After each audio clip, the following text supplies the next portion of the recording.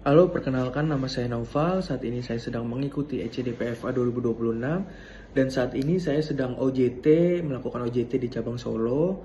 Saat ini saya ingin mempresentasikan skill apa yang saya pelajari di BEP ketiga ini.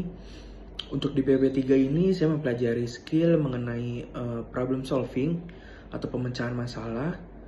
Untuk skill ini sangat-sangat berguna ketika saya menjabat sebagai seorang koordinator di cabang, terutama di KSSK yang tentunya sangat rumit dan sangat banyak permasalahan-permasalahan yang ada, terutama di tim kita sendiri dan juga antar tim yang nantinya kita juga harus bisa menyelesaikannya. Yang pertama itu untuk problem solving yang saya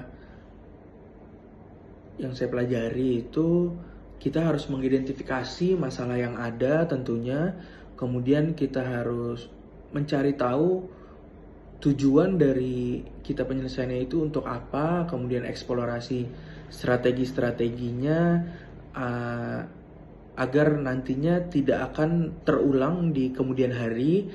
Kemudian kita juga harus mengantisipasi hasil dan juga tindakan, kita harus memilih solusi-solusi yang terbaik dan juga mengantisipasi resiko-resiko yang terutama yang buruk-buruk agar tidak terjadi ketika kita menerapkan solusi tersebut. Kemudian kita harus mempelajari dari permasalahan itu agar kita bisa mengevaluasi dan tidak terjadi di kemudian hari lagi. Contohnya itu misalkan yang pertama itu kenapa faktor sisa di FA itu suka ketumpuk. Jadi kita harus cari tahu dulu masalahnya apa. Bisa saja faktor sisa itu ketumpuk atau keselip itu dikarenakan kesalahan dari filing pull faktor itu sendiri. Jadi kita harus membuat dasar atau membuat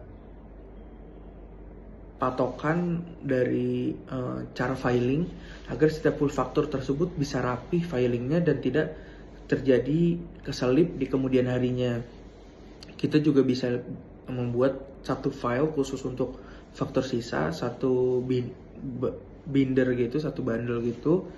Jadi nanti bisa dilakukan per tanggal dan kita bisa meregistrasi setiap faktor sisa yang masuk ke kita.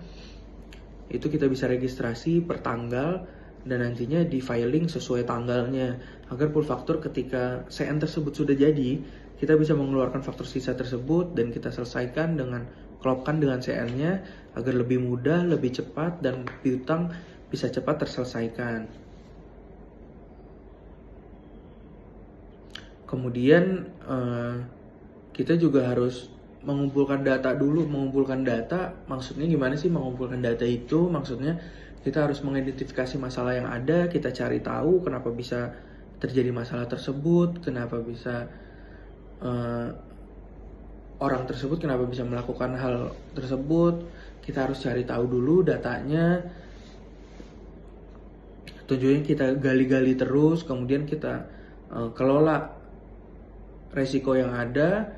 Seperti kita implementasikan plan A, plan B, kayak tadi kan ada kita filing, kita juga bisa registrasi menggunakan sekarang zamannya udah digital, jadi setiap salesman, kolektor, ataupun ekspedisi yang memasukkan faktor sisa hasil tagihan ke pool faktur, kita bisa buatkan link, kemudian kita bisa jadikan barcode, kita bisa tempel barcode-nya di kaca depan pool faktur. Nanti setiap orang yang ingin memasukkan faktur sisa ke pool faktur bisa tinggal scan dan mengisi data-data yang ada. Jadi kita juga bisa punya acuan faktur sisa ini sebenarnya udah masuk atau belum di kita.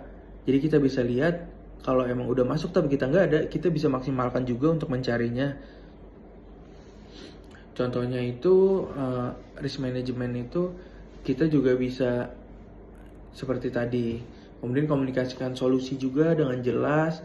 Kita juga kasih solusi. Coba dari pandangan kita kasih solusi A, B, C. Kemudian dampaknya nanti seperti ini, hasilnya ini.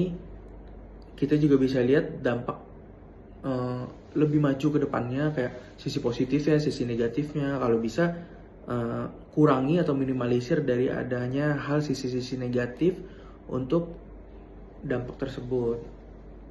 Kemudian kita juga harus mengevaluasi setelah kita melakukan atau menerapkan yang tadi. Kemudian untuk contohnya ada ketika setiap pagi biasanya KSSK itu akan melakukan monitoring mengenai faktur COD.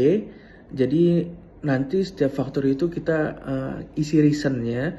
Ketika ada faktur yang kita nggak tahu reasonnya, kita cek di monitoring faktur di Oracle itu sudah terkirim, tetapi seharusnya COD langsung tertagih tetapi ini belum lunas atau tidak ada faktur sisanya, kita bisa konfirmasi kepada penerima SJ atau surat jalan tersebut, faktur ini merupakan return all atau return atau memang sedang dalam penagihan. Kemudian jika faktur tersebut return all, maka kita harus segera meminta full faktur untuk mendetekkan kepada supervisor sales atau FSS atau ke direktorat, agar nantinya juga bisa ikut dipantau oleh direktorat mengenai CN dari faktur tersebut apakah sudah jadi atau belum, agar juga bisa dipercepat. Nantinya kita juga bisa follow up setiap harinya dan kita tahu mana aja yang faktur return all, terutama yang COD, biar direktorat juga aware mengenai faktur-faktur yang mereka punya. Kemudian kita juga follow up ke gudang retur untuk minta dipercepat agar tidak terlalu lama outstandingnya yang dari faktur tersebut. Baik, kurang lebihnya seperti itu presentasi mengenai skill yang saya pelajari di BEP 3 ini. Sampai jumpa.